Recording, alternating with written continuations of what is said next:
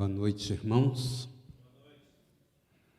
Que bom podermos estar aqui, na casa do Senhor, no meio da semana. Eu não sei como foi o seu dia hoje, se você trabalhou bastante. Às vezes, quando a gente está cansado, você que está em casa também, meu boa noite, meu irmão que está assistindo pela internet. Mas eu fico lembrando que quando a gente está cansado, eu não sei você, mas quando eu estou assim meio cansado, com sono, dá para perceber no olho, que o olho fica pequenininho, né? Assim, quase querendo fechar. O dia foi corrido, mas eu sempre lembro que a gente não pode confundir cansaço com desânimo, viu? Tem muita gente descansada por aí, desanimada.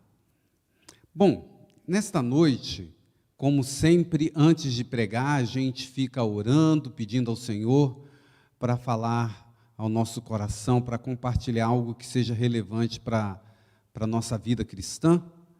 E eu fiquei pensando e lembrando, ouvindo notícias, eu nem tinha me apercebido ainda, e lembrei que este mês de setembro é o mês amarelo, Setembro Amarelo, onde estamos tratando, cuidando. Eu recebi um e-mail da Clínica Vida Natural, falando sobre e nos lembrando sobre esse tema que é do suicídio. Infelizmente, ainda temos muitas pessoas que escolhem tirar a sua própria vida. E a Bíblia fala um pouco sobre isso também. Nós temos alguns personagens marcantes, nós vamos passar um pouquinho sobre eles e um texto bíblico para nos ajudar a entender o que a Bíblia relata e fala com relação a uma pessoa que tira a sua própria vida. E a gente precisa estar atento. Eu lembro que no domingo nós estávamos aqui aguardando um pouquinho na hora da classe bíblica, e começamos a conversar. O Rubens, também estava o Silvio, o Hernando, uma irmã chegou para a classe bíblica, e a gente conversando ali, a gente citou uma situação que na nossa vida do dia a dia, parece que existem alguns assuntos que são meio proibidos de ser falado, e um deles é sobre a morte, né? Se você reunir a sua família com a sua mãe e falar: irmã, mãe, senta aqui, vamos conversar sobre o jazigo, sobre o enterro. Tem alguns irmãos que fazem: cruz credo, que isso? Já está gorando a mãe já? Que isso não é assunto que se fala. E a gente sabe que muitas pessoas, no sábado à tarde eu estive fazendo um sepultamento, e a gente só lembra disso quando o ente querido morre, de que às vezes não tem nem aonde enterrar, aí fica aquele desespero. Ou outras situações que acontecem quando alguém falece, a briga entre os irmãos por um pedaço de terra, às vezes, como aconteceu na minha família, um terreno 10 por 30, e quase um matando o outro por causa de um pedacinho de terra. E às vezes a gente até aconselha as pessoas a fazerem o testamento enquanto está vivo, não depois que morre, porque os irmãos começam a brigar, não tem jeito. Mas, nesta noite, falar um pouco sobre suicídio também parece um tema assim, mas isso aí é assunto do cristão? É, porque está na Bíblia, a Bíblia fala sobre isso. E outra coisa, vocês que estão aqui presentes, você que está em casa, você conhece algum crente cristão que tirou a sua própria vida? Ou este é um assunto de quem está lá no mundo? O cristão não corre esse risco. Conhece alguém aqui? Alguém conhece alguém que tirou a própria vida? Lembra de alguém? Suicídio? Não lembra? Teve alguém na sua família que tentou tirar a própria vida? Sabe, irmãos, ontem eu estava fazendo um trabalho missionário com o pessoal que eu jogo tênis, e o rapaz lá onde a gente aluga a quadra, um dia a gente chegou para treinar, batemos, e a menina, a filha dele, deveria estar lá. E ninguém atendeu. E o rapaz que chegou junto com a gente olhou, e a janela do escritório que ficava em cima estava aberta. E a gente ficou assim: tem alguma coisa errada aqui. Ou é assalto, algum problema. E a gente forçou, deu um jeito e entrou. Foi só o tempo da gente entrar. A menina estava jogada no chão. Ela tinha tentado tirar a própria vida tomando remédio. Ligamos para o pai chegou desesperado, levou. E ontem eu estava conversando com ele, como é que está a sua filha? Ah, está bem, graças a Deus, vai fazer enfermagem. Mas foi uma situação assim. E eu quero que você acompanhe comigo alguns textos que eu separei aqui, baseados nos comentários do nosso comentário bíblico adventista, que comenta os versos da Bíblia, verso por verso, capítulo por capítulo. Então, abra comigo em Gênesis, capítulo 9, verso 5, que isso me chamou a atenção, porque existem vários textos que falam sobre a questão de tirar a sua própria vida. Mas vamos começar com esse, porque aqui tem um comentário que nos interessa. Gênesis 9, verso 5, uma orientação de Deus para o seu povo. Veja, a aliança de Deus com Noé. Noé havia acabado de passar pelo dilúvio, agora Deus dá algumas ordens para Noé, e entre elas, nessa aliança, está algo muito interessante. Gênesis 9, verso 5, está escrito assim: certamente requererei o vosso sangue, o sangue da vossa vida, de todo animal o requererei, como também da mão do homem, sim, da mão do próximo de cada um requererei a vida. Então parece um texto sem muito sentido, quando você não olha o contexto aqui, mas o comentário bíblico adventista diz que esta advertência é especificamente dirigida a pessoas homicidas e a pessoas suicidas. Que esta orientação de Deus é que Deus vai pedir conta àquelas pessoas que matam alguém, vai estar diante de Deus dando contas disso, e também uma referência no comentário bíblico à pessoa que tira a sua própria vida. E aqui é interessante, Deus requer que a pessoa que tira a própria vida, bem como aquela que tira a vida do próximo, preste conta desse ato. O mandamento não matarás é tão amplo em suas implicações que todo tipo de encurtamento da vida é proibido. E eu fiquei pensando nisso, irmãos. Hoje eu me encontrei com um amigo que ele quer fazer na comunidade aqui em Carapicuíba, onde ele tem um projeto missionário, curso para deixar de fumar. E eu tenho um know-how nisso, eu fiz muito curso como deixar de fumar, eu gosto de fazer isso. E uma das coisas que a gente fala para o fumante é que ninguém tem o direito de encurtar a vida, tirar a sua própria vida. E engraçado que a gente usa no curso Como Deixar de Fumar até uma ilustração.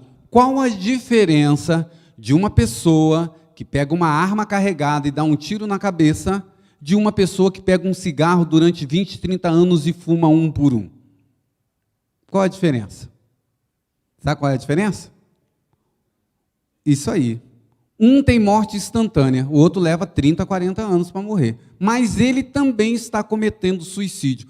Os mais antigos aqui da igreja, e você que está em casa, vai lembrar de um cartaz que existia na igreja, de propaganda de curso Como Deixar de Fumar, que era um 38 com um tambor aberto e dentro eles encaixaram um cigarro. Era essa a imagem que tinha para o curso Como Deixar de Fumar. Um suicídio lento. E aqui vai uma advertência para cada um de nós, irmãos. Porque quando a Bíblia fala, ame ao próximo como a ti mesmo, nós também devemos fazer uma referência ao cuidado que nós temos que ter com a nossa saúde, com a alimentação, porque de uma forma não instantânea, nós podemos estar encurtando a nossa vida com a falta de cuidado com o nosso corpo, com a nossa saúde, com os 8 remédios da natureza, é também uma forma de suicídio. E, de certa forma, óbvio, cada um de nós vamos dar conta disso. Vamos dar conta do nosso tempo, dos nossos talentos. Não é assim que a Bíblia fala? que na parábola lá de Mateus 25, que quando o Senhor volta e cobra de cada um que ele deu, a saúde é um presente de Deus. Nós vamos ter que dar conta disso também. Muitas das vezes a gente só pensa em dinheiro, né? Dar conta do dinheiro que a gente teve na mão. Mas a saúde é um bem seu. E aí vem a pergunta: como está a sua saúde? O suicídio não é só instantâneo. Você poderia ter uma vida útil de pregação do Evangelho, mas você não está cuidando da sua saúde. Tudo que estiver ao seu alcance, para você colocar em prática na sua vida os remédios naturais que curam e mantêm a nossa vida, faça isso, irmão. Esses dias eu recebi um elogio da minha esposa. É bom receber elogio da esposa, né? Ela falou assim: nossa, você está ficando mais forte. Eu falei: não, mas eu também, um negão desse, né? Brinquei com ela. Mas é por causa das atividades físicas. E eu incentivo a você, irmãos, uma das coisas que a gente tem negligenciado é tirar tempo para fazer atividade física. Faça algo que te dá prazer. Caminhe.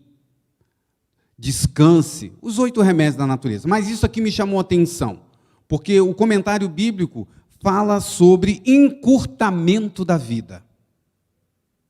E suicídio não é só dar um tiro na cabeça ou pular de uma ponte. Pense nisso. Como você está prolongando a sua vida útil aqui na terra. Ainda continua assim: o homem não pode dar a vida e, portanto, não tem o direito de tirá-la. Ninguém que esteja em plena... Aí vem uma coisa que eu concordo muito. Ninguém que esteja em plena posse das suas faculdades mentais, morais, e que, portanto, seja responsável por seus atos, pode escapar da retribuição de Deus, nem mesmo a pessoa que atenta para a sua própria vida. Vocês veem que aqui tem uma diferença? Porque, irmãos, nós não sabemos quem vai estar no céu. Só quem sabe quem será salvo e quem será condenado é o Senhor. Eu gosto muito de um texto de 1 Coríntios, capítulo 4, verso 5, que o apóstolo Paulo ele diz assim: não julgues nada antes do tempo, porque Deus vê os desígnios do coração. Só quando ele voltar é que a gente vai saber. Às vezes a gente vai num sepultamento, as pessoas já me fizeram essa pergunta: poxa vida, né, pastor? Homem de Deus, esse aí vai estar no céu, né? Falei: não sei, não sou Deus. E por outro lado, olha lá um cidadão, como eu já fiz o sepultamento de um rapaz que foi morto na cadeia pelos companheiros de cela, bateram nele até matar. Não era cristão, não queria nada com a igreja, sobrinho de um irmão da igreja que me pediu para ir lá consolar a família, a tia dele, a irmã dele no caso, e eu tinha que falar alguma coisa que consolasse da palavra de Deus. Aos olhos humanos, eu poderia dizer: esse aí está no inferno, viu, irmão? Esse aí está ruim. O histórico dele, olha aí. Quem sou eu para dizer um negócio desse?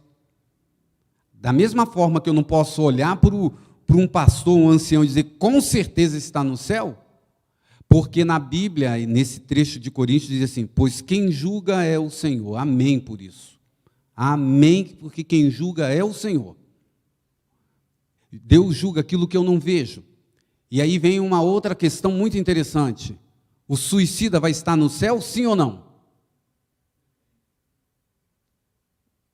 Então, vou mudar a pergunta, né? A pergunta está ruim. Poderemos encontrar pessoas no céu que um dia tiraram sua própria vida? Sim ou não? Claro que sim. Baseado no quê? Naquilo que eu acabei de falar. Quem julga é o Senhor. E aqui tem um parâmetro interessante. Por quê? Porque o que está dizendo, olha essa frase aqui, é a maneira como a igreja entende, está no comentário bíblico. Ninguém que esteja em plena posse das faculdades mentais. Então tem gente que tira a vida que não está na posse das suas faculdades mentais? Isso é possível? Claro que é. Pessoa com depressão, pessoas com distúrbios mentais. E quem é que vai julgar essa pessoa em relação a estar no céu ou não? Quem julga é o Senhor. Ponto. Então, irmãos, não caiamos nessa armadilha. Vai no sepultamento de um suicida. Você não é católico apostólico romano, que às vezes nem pode ser enterrado junto com os familiares. Você não é. Você é um cristão que estuda a Bíblia. Você é um adventista do sétimo dia. Vai no enterro de alguém que tirou a sua própria vida, não caia na besteira de dizer assim, tadinho, esse aí está no inferno, né? Tirou a própria vida. Isso é pensamento católico, irmãos. O pensamento bíblico é, quem julga é o Senhor. Eu vou até procurar esse texto, vou ver se eu acho aqui de memória. Meus amigos aí que são bons na internet, dá um Google aí que você acha para mim. Quem julga é o Senhor, 1 Coríntios, se não me falha a memória, é esse texto mesmo, que é um texto muito bom que eu tenho usado muitas das vezes. 4, se não me falha a memória, vamos achar, irmãos, aqui. 1 ou 2 Coríntios, 4, 5. Quem achar primeiro, confirma para mim. O apóstolo Paulo ele começa dizendo que ele não pode julgar a ele mesmo. Deixe-me ver. E ele fala exatamente isso. Pois não julguemos nada antes do tempo, ele diz. Aí depois ele diz, pois quem julga é o Senhor. Esse é um texto bem interessante para a gente colocar nesse quadro.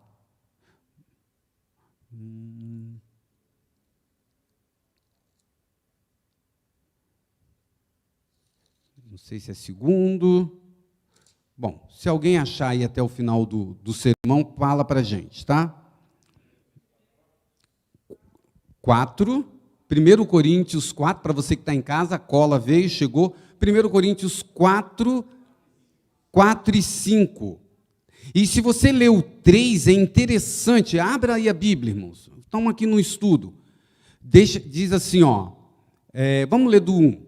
Pelo que, tendo este ministério, segundo a misericórdia que nos foi feita, não desfalecemos. Pelo contrário, rejeitemos as coisas por vergonhosas se ocultam, não andando com astúcia, nem adulterando a palavra de Deus.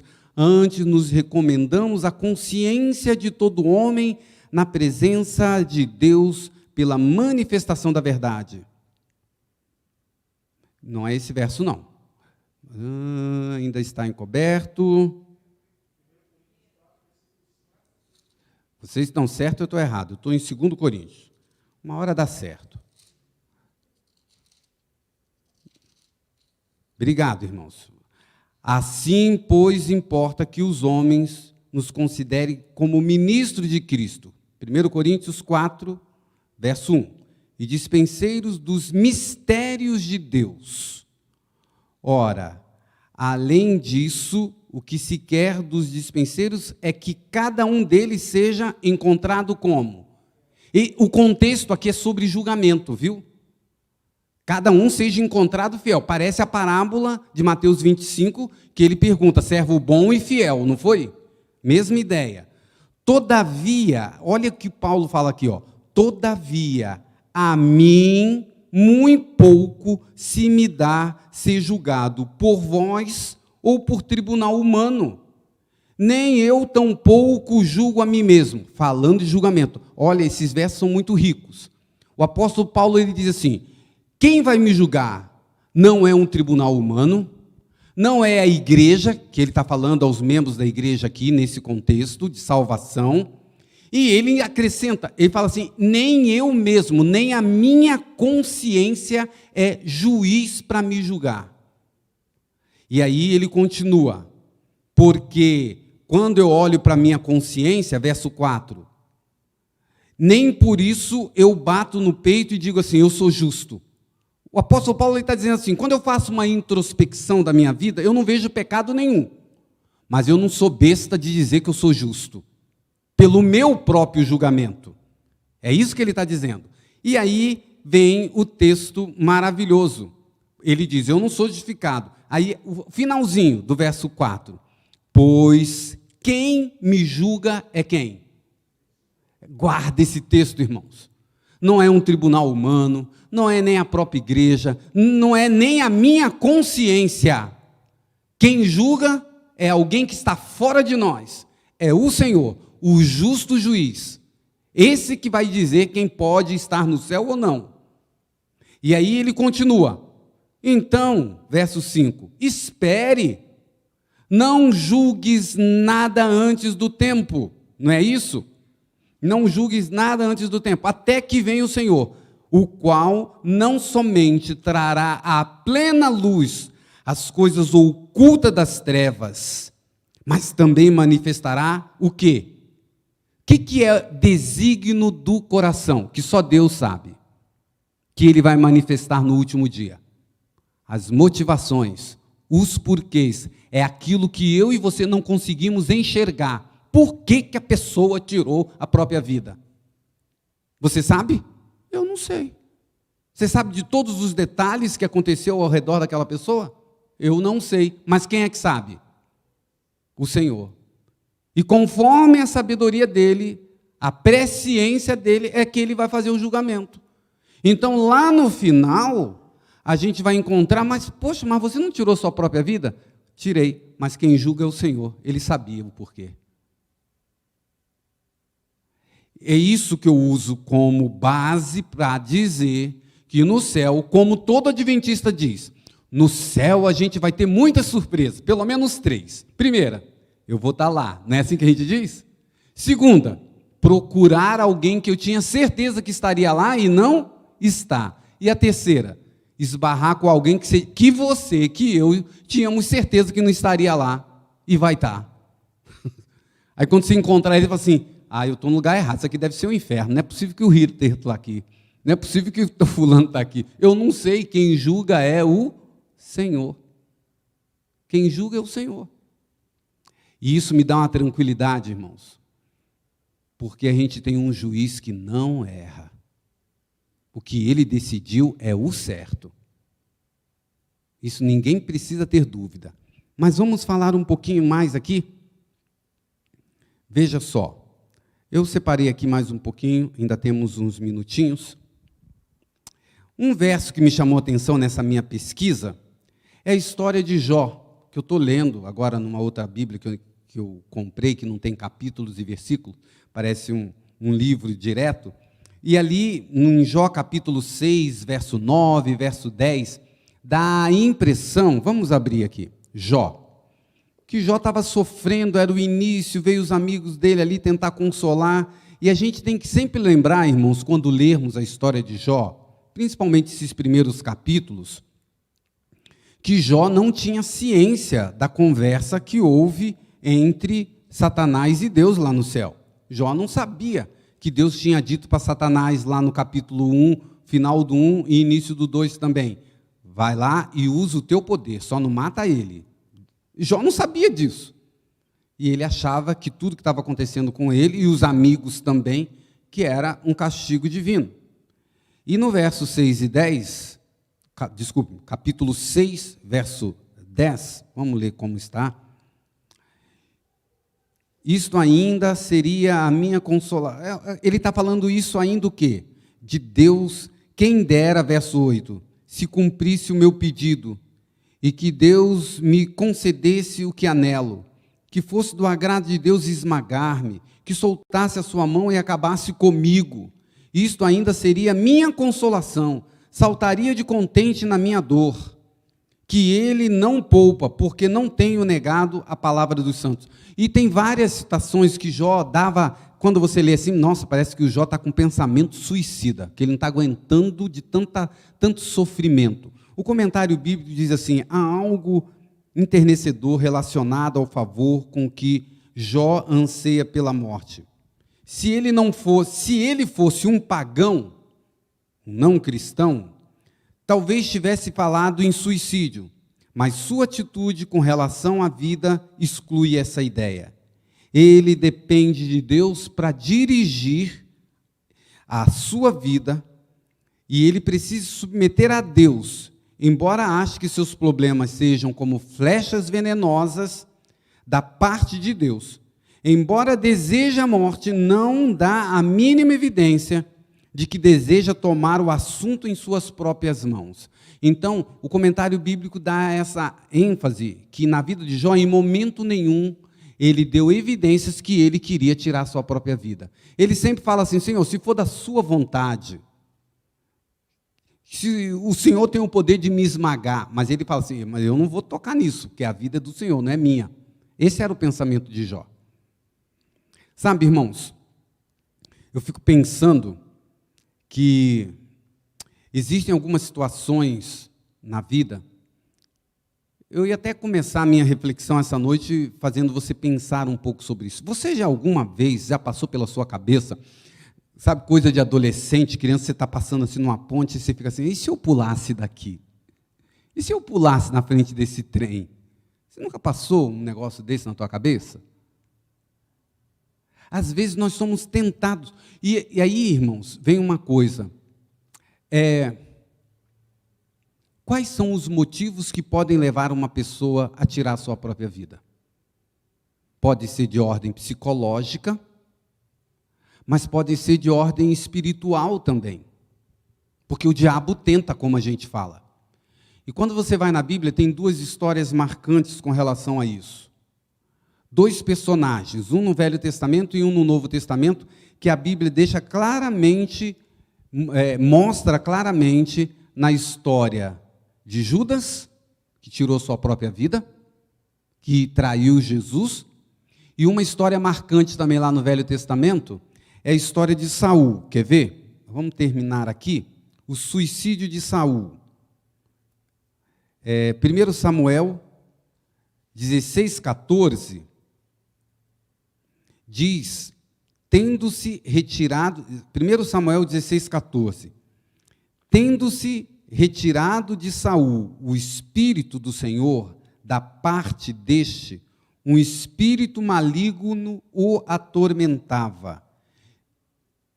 Tendo saído o espírito de Deus, quem é que atormentava Saul agora? Um espírito maligno. E essa ideia se repete ainda em 1 Samuel 16:15, verso 16, e depois também no capítulo 23, de 23, 1 Samuel 16:15, 16 e 23. E também no capítulo 18, verso 10. Fala deste espírito que atormentava Saul. Vocês sabem como Saul morreu? Vocês lembram da história, como é que Saul morreu? Ele estava numa batalha, estava apertado de todos os lados, ele viu que ia morrer, aí ele pegou o ajudante dele, carregava o escudo e a flecha dele, as armas dele. O que ele pediu para fazer? Segura a lança que eu vou pular em cima dela. E o rapaz ficou com medo, não quis. Essa história eu acabei aqui cortando, só ficou o versículo aqui, olha. Mas está o suicídio de Saul. Eu vou ler aqui. E aconteceu que em combate com os filisteus, os israelitas foram postos em fuga e muitos caíram mortos em Gilboa. Os filisteus perseguiram Saul e seus filhos e mataram Jonatas, Abinadab, Malquissua, filhos de Saul. 1 Samuel 31, verso 1. É 1 Samuel 31. Obrigado, aqui o Silvio me ajudou. Os filisteus perseguiram, então. Verso 3. O combate foi se tornando cada vez mais violento em torno de Saul, até que os flecheiros alcançaram e feriram gravemente. Então Saul ordenou ao seu escudeiro. Verso 4. 1 Samuel 31, 4. Tire sua espada e mata-me com ela, senão sofrerei a vergonha de cair nas mãos desses incircuncisos. Mas seu escudeiro estava apavorado e não quis fazê-lo. Saul então pegou a sua própria espada e jogou-se sobre ela. Quando o escudeiro viu que Saul estava morto, jogou-se também sobre a sua espada e morreu com ele. Assim foi que Saul, seus 3 filhos, seu escudeiro e todos os soldados morreram naquele dia. 2 suicídios, né? Mas quem perturbava Saul o tempo todo depois que o Espírito Santo foi retirado dele? Um espírito maligno. Irmãos, tem algumas pessoas que não dão ouvido ao Espírito de Deus E Satanás tenta essas pessoas também. Eu acredito, porque está na Bíblia, que esse é um dos fatores também que pode levar as pessoas a tirarem a sua própria vida. Quantas vezes, irmãos, a gente não usa e tem ensinado as pessoas de que o diabo fala ao ouvido das pessoas, tentando essas pessoas.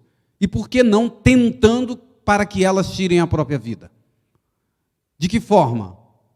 Deixando essa pessoa numa baixa estima, sua imagem negativa, ou no momento que a pessoa tem um pecado que induz essa pessoa, olha, você não é nada, você não presta, que grande pecador que você é. E esses pensamentos vão entrando na mente das pessoas. E esses dois personagens nos levam a isso. Mas nessa noite eu quero terminar, meu tempo aqui fechou, mas eu queria só que a gente pensasse o seguinte, irmãos, um dia, a gente está num mundo muito tenebroso, com muitas lutas, e às vezes a gente pode ficar muito desanimado, muito triste, uma tristeza tão grande que Jesus, falando do momento dele no Getsêmani, ele exclamou: a minha alma está triste até a morte. E aí ele chama os amigos para orar com ele, e os discípulos dormem. Ele volta 3 vezes e eles estão dormindo. E Jesus fala: poxa, nem uma hora vocês podem orar comigo. Suou gotas de sangue, de tanta angústia. Talvez eu esteja falando nesta noite para alguém que também tem uma grande angústia na sua vida. E até pensou em tirar a sua própria vida. Por quê?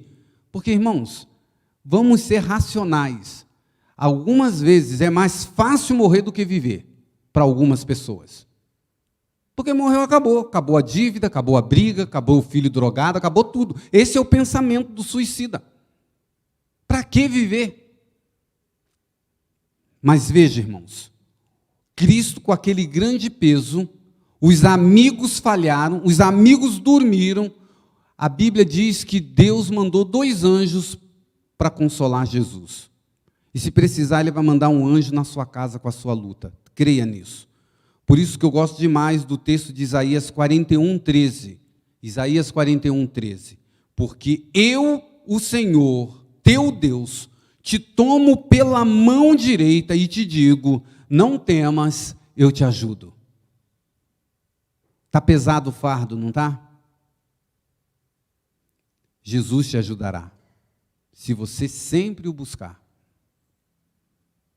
A única âncora que a gente tem, irmãos.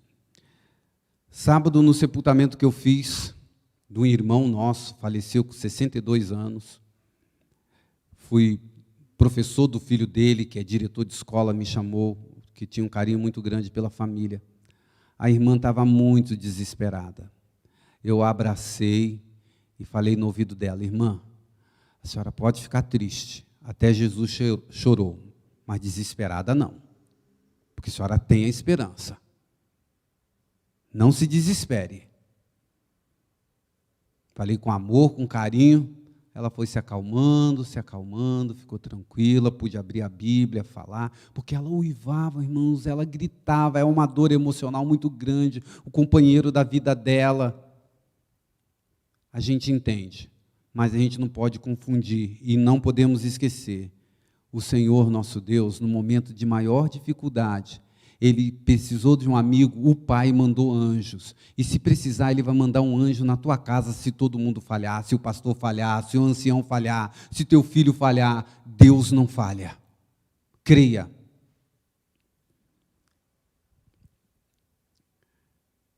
Quando Jesus nos deixou esse modelo, a Bíblia, dessa história, é para que eu e você entendamos que neste mundo a gente vai ter aflição, mas tem de bom ânimo, porque o Senhor é conosco. A minha mãe gostava de falar um salmo que a gente vai cantar agora, o nosso último cântico. É o último ou o primeiro? O refúgio. Esconderijo, isso, esconderijo. Que é baseado no Salmo 91. E eu queria que você, ao cantar esse cântico, pensasse nesse Deus que é o nosso esconderijo, nosso refúgio, bem presente. E depois eu volto aqui para orar com você. Tá, meu irmão? Vamos cantar.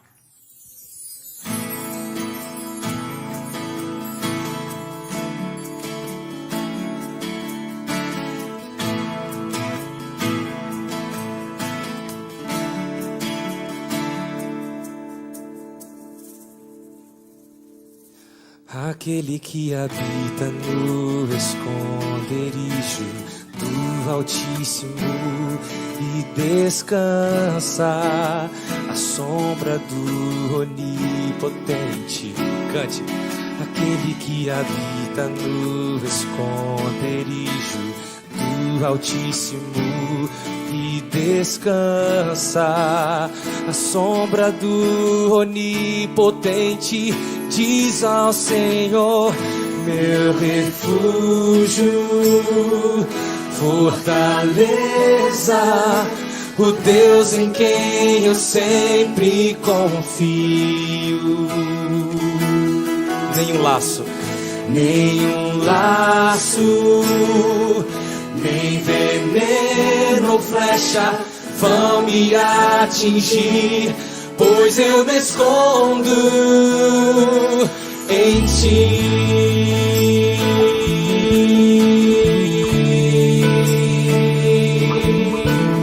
Aleluia. E tu me cobrirás com tuas penas. Deus quer proteger você.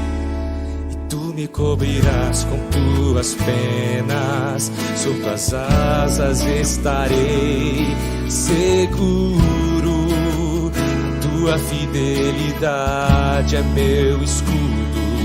Tu me cobrirás com tuas penas, sob tuas asas estarei seguro.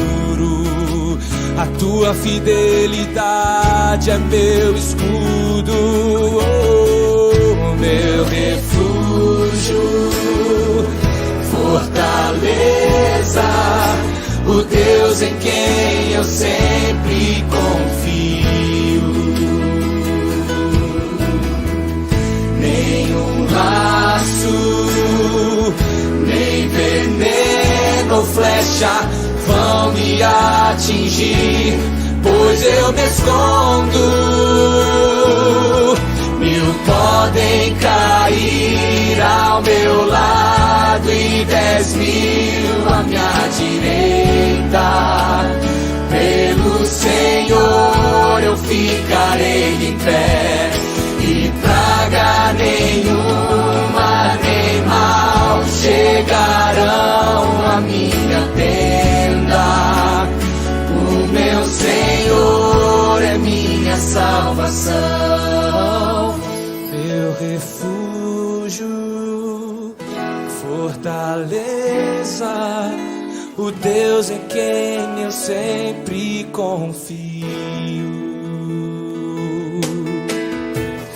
Nenhum laço, nem veneno ou flecha vão me atingir, pois eu me escondo. Meu refúgio, fortaleza, o Deus em quem eu sempre confio. Nenhum laço, nem veneno ou flecha vão me atingir, pois eu me escondo em ti.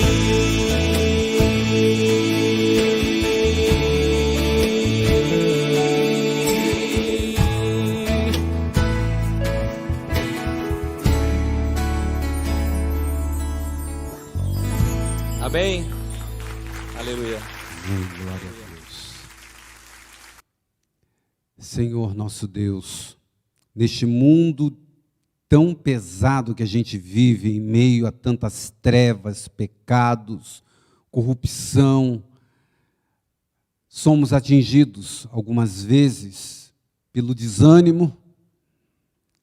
Talvez em nosso coração até chegue o desejo de não estar mais aqui vivos. Isso é possível, Senhor, no mundo em que a gente vive. Mas quando vamos à Tua palavra, quando lemos essas histórias, quando lembramos do teu próprio exemplo, lá no Getsêmani, a gente percebe que a nossa vida está na mão do Senhor. E Ele é o nosso refúgio, a nossa fortaleza, o Deus em quem nós confiamos. Por favor, Senhor, se tem alguém aqui nesta igreja ou na igreja virtual assistindo, que está passando por momentos de grande dificuldade, um parente, um amigo. Lembro-me agora da minha prima, que está lá em Brasília, a Márcia, com quem conversei hoje. Ó Senhor, ajuda ela, mas ajuda todos esses teus filhos, a nós mesmos, desses momentos de grande angústia. Por favor, que ninguém tire a sua própria vida, Pai, mas que esconda a sua vida em Cristo Jesus. Nós oramos porque confiamos em Ti, nosso refúgio, Jesus Cristo. É em Teu nome que fazemos esta prece. Amém, Senhor. Amém. Antes de irmos para casa, um recadinho para você. Guarde esse número. Ele pode ser útil para você ou para alguém que você ama. 188. É o Centro de Valorização da Vida, CVV, aonde numa hora de desespero alguém te liga, você não sabe o que fazer, a pessoa querendo ali tirar a própria vida, esse telefone sempre tem alguém ali de plantão que pode ajudar. 188, tá bom? Tenham todos uma